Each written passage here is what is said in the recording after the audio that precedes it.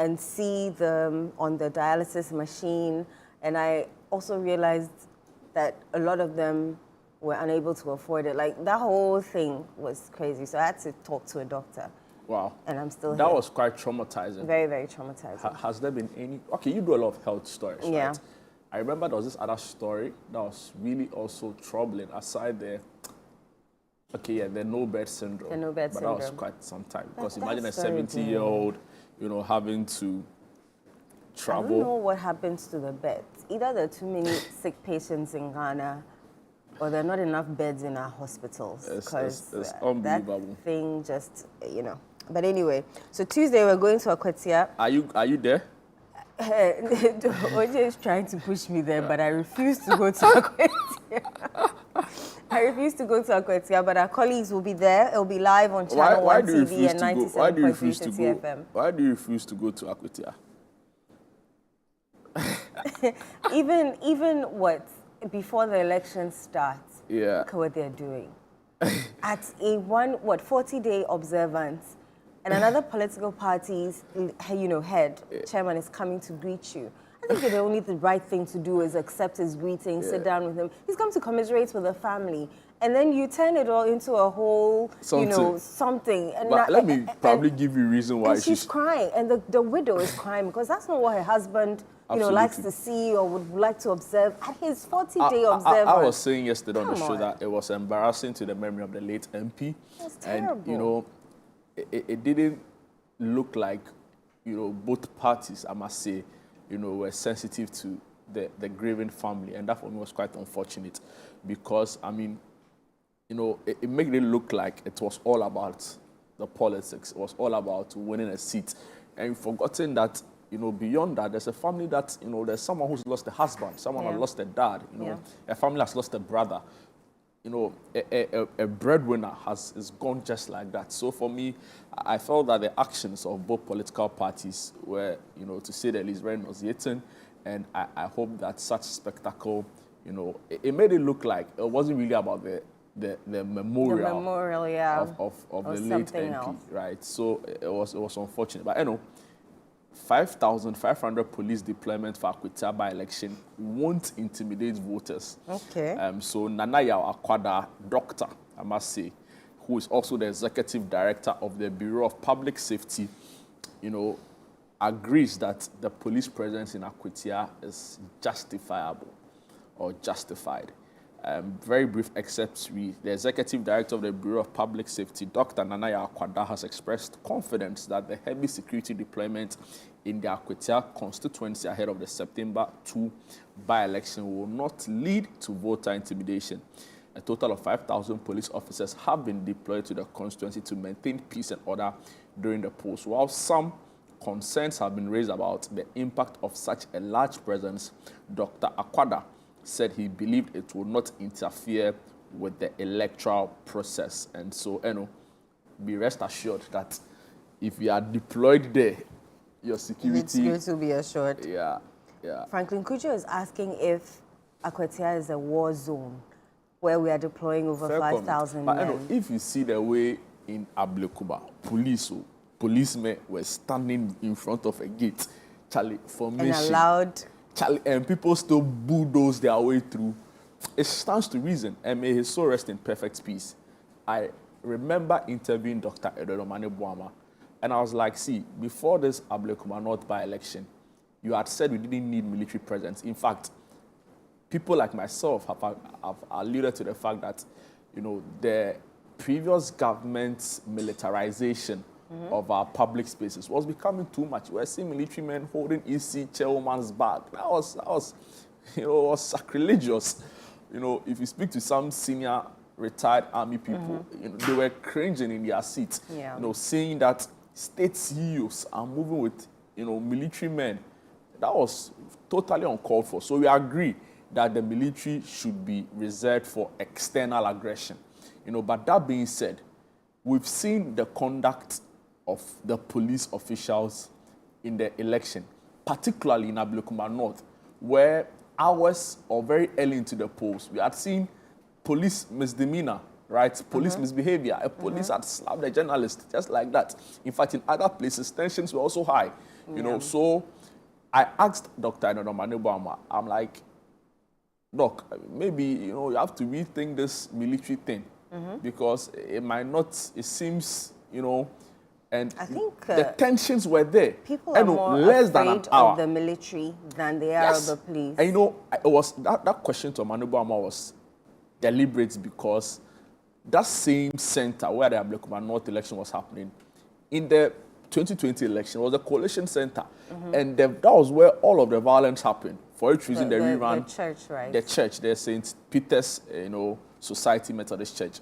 So, you know, that place was a hotspot. Yeah. And I was like, maybe if the military was there, I don't think things would have changed. I don't think the men who bulldozed their way to cause the disturbances and beat a minister and... So you believe that for certain centers that are known as maybe you know, high-tension areas or whatever, the military red zones, yes, military the presence alone would have deterred the people from doing that. And, you know, Dr. Manubama disagreed with me. Muntaka was right next to me, also disagreed. But you all know what happened. Less than an hour, probably like less than 30 minutes after. I mean, I think the police have said that the military will be on standby to curb any violence that may erupt. It's unfortunate we've gotten to this point. It's unfortunate we've gotten to this point, but I think that it's also because of how in the past, structurally, you know, we've weakened our police service. We've made it look like a partisan force. You know, and yesterday Okoboy was on a big issue, lamenting how just after 2 months of a government switch, people go into his warehouse, destroy his warehouse. They go and take product, accuse him of stealing, when most of it were public donations or got it from other means, and he goes to report to a former minister of health. Less than 2 months, nothing was done about it up until today. So, you know, and you get the sense that if it was in government, the people who did that they would not dare. And if they did, they would have been in jail by now. But, you know, the loyalty, the police are on the edge, so they are watching. Their election, they are watching. Charlie, they're going to check Musa Dankwapu. Hey, that thing is going here small, and they all align. They say, oh, no, the thing has changed. So they all, Charlie, no. You know, and the appointment of the IGP from the, you know, all of those things, we really need to look at it, re-look at it. And I hope that the Constitution Review Committee, you know, look at all of those things, Prof. right? H. Kwesi Prempeh, I admire him so much. I know he's doing a great job for the country, and I'm quite confident that he will be able to come out with some reforms that, you know, will change, you know, very important aspects of our democracy for the better. But, you know, still on Ablekuma North, right? Franklin Kujo. He said the sentences too lenient to deter hooliganism. I couldn't agree with him more. I was in court. Yeah, you know, and just before that case was 500 called, 500 penalty units. Yes. Very woefully inadequate. Just before that case was called, a young man had been jailed 4 years. For going to place bets with people's money. You know, for defrauding under false pretense, right? So he said he was going to give them employment in the security agencies through some one jaw sales. He collected money from these people to the tune of 300,000 Ghana cedis. And the guy went to place a bet with 300,000 Ghana cedis. The judge asked him, what are your final words? Do you have anything to say before sentencing? The guy was begging, was crying. You know, Charlie, it was sad. He's been jailed 4 years. 4 years. And so some of these accused persons were sitting in front of me, others by my side. When the judgment was read, Charlie, you should see their faces. They were relieved, I'm sure. They were shocked because theirs was next. You know, you've seen somebody just go 4 years before you. You know, I thought you meant their sentencing. No, you mean when the other guy was sentenced? So the guy was sentenced before them. You know, so the guy was read 4 years, Charlie. They handcuffed the guy, sent him away. Then these guys who went to cause the trouble in Ablekuma North, they come. I'm watching their faces. They're looking at the judge. Charlie, somebody go 4 years like that too. You know, but of course the cases are different, you know. But they were given 500 penalty units or in default 24 months. And people say, hey, you can beat the Minister of State and pay 6,000 Ghana cedis. It clearly doesn't. It's clearly not a good look for democracy. Well. But let me read what Franklin has been saying very briefly. Very, very briefly. So Franklin Kujo, president of Imani Africa, has expressed dissatisfaction with the sentencing of 8 men convicted for their involvement in violent disturbances during the Ablekuma North parliamentary election rerun. The convicted individuals were each fined 500 penalty units, that's 6,000 Ghana cedis, or face 24 months in prison if they default on the payment. However, Mr. Kujo questioned whether this punishment would be sufficient to deter future incidents of electoral violence, which have plagued several by-elections in the country. The story goes on to give a by-election. So I think many people agree that clearly this shouldn't be the way to go. And I know some other persons I saw on the day who were involved in the violence, right? I didn't see them in court. So I asked them, their counsel. You know, we saw other persons. What did he say? You know, and he said that our interpretation of the investigation or what would constitute someone being charged or guilty is different from what the prosecution would see. They had so many other evidence, video footage, and in the analysis, they brought these persons, and in the wisdom of the prosecution, or per the evidence gathered, these persons were the ones, guilty or had a case, to be brought before them. And all of them pleaded guilty. And the court said that they should go out as, after the sentences, the court said that they should go out as ambassadors of change. With regards to electoral reform, it was just interesting. But shout outs to Baba Jamal. Yeah, I think we should do his firm represented the one story before Daddy Lumba's 1 week. And then, okay, so I have this story. 172 Ivorian refugees seek asylum in Ghana. A bit of that story reads, and this is on graphiconline.com, 172 Ivorians have since the last 2 weeks fled into Ghana to seek asylum. The refugees are said to be fleeing in anticipation of possible disturbances in the run-up to the Côte d'Ivoire presidential elections in October this year. They're currently being housed at the Amping refugee camp in the Elembele district of the Western region. The executive secretary of the Ghana Refugee Board, Tatapadi, who briefed the Daily Graphic last Wednesday, said, "We have some Ivorians who have come into the country to seek asylum based on the fact that they predict or believe that there is a bit of tension leading up to the presidential election. They think that it could get worse, so they have come into the country to seek asylum," Mr. Paddy said in the interview.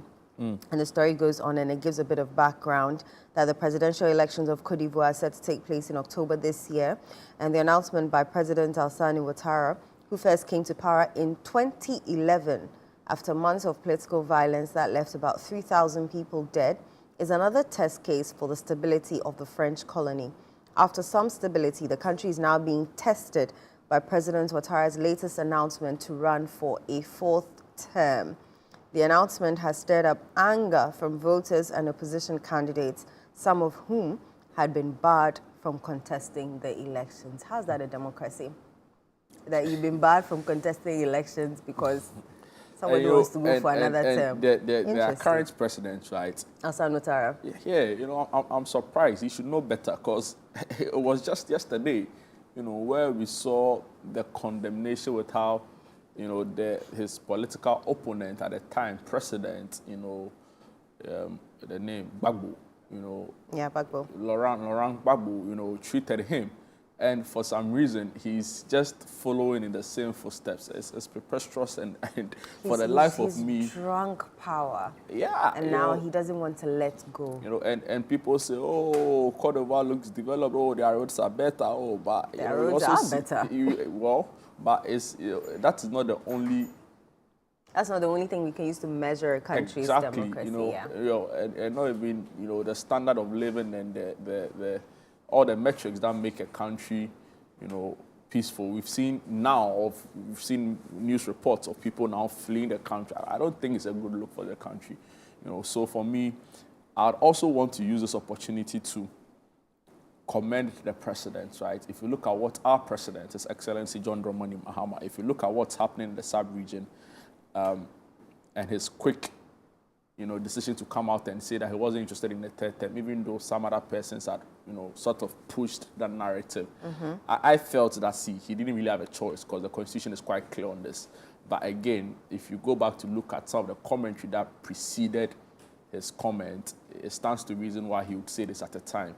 When you look at next door Côte d'Ivoire, for example, it's all over the place, So Yeah, it is unfortunate that we are witnessing these scenes, and I would have to say that this is the time ECOWAS and the regional bodies, right, the AU, ECOWAS, this is the time they need to stand up to be counted. This is the time they need to show leadership. They shouldn't wait till the issue degenerates. Then they now, want to adopt other means to, bring the situation under control. Go in there and try to mediate. Talk to them through the concerns each part are raising. But for me, I'm struggling to see how the President Ouattara, in good sense, and would want to do something like this. Power drunk. He doesn't want to let go. It's very, very, not to forget what's happening in our neighboring Togo as well. Where political dissent is being shut down. It's terrible, right? And it's a time to really look the progress we've made, particularly at the regional level with all of these bodies in place. And I'm referring to ECOWAS and AU. Yeah, I hope they get the message that Jude has said this morning, and then they'll move on. Yeah. I wanted to bring you a story on the BBC, right? It's I thought we could do that Lumba before we go. All right, cool. What story from the BBC though?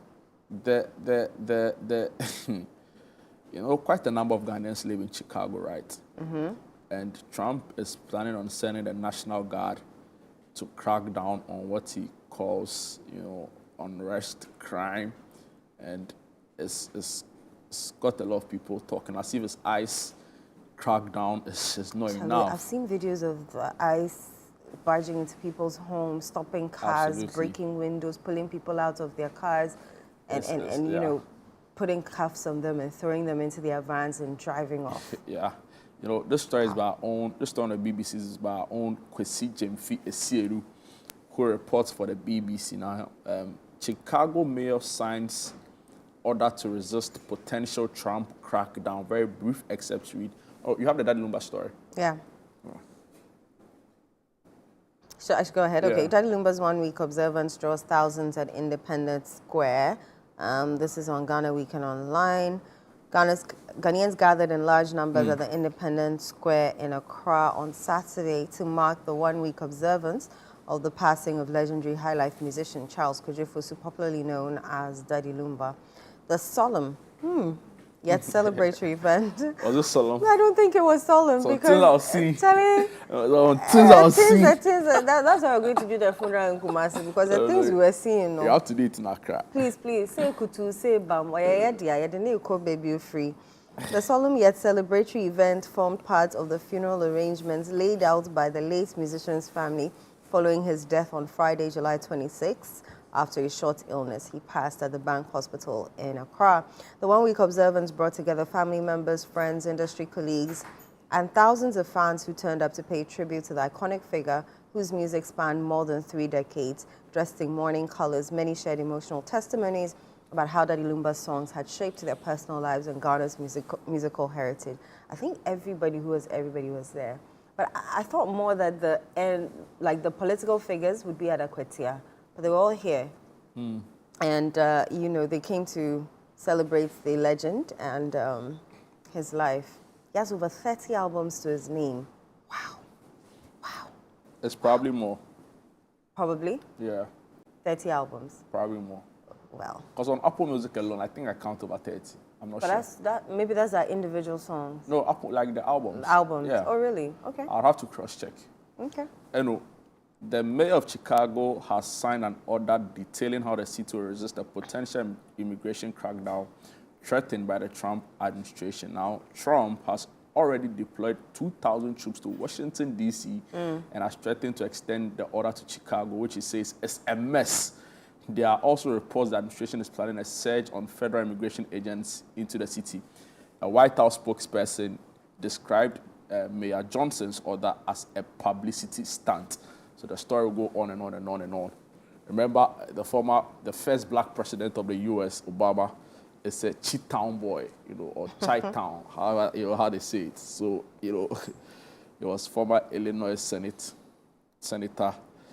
and he has a really big black community, Chicago. Wow. So we'll see how it pans out. Pants out there. On that note, we're going for a quick break. When we return, Sunday Breakfast continues. We have a lot in store for you. You don't want to miss out.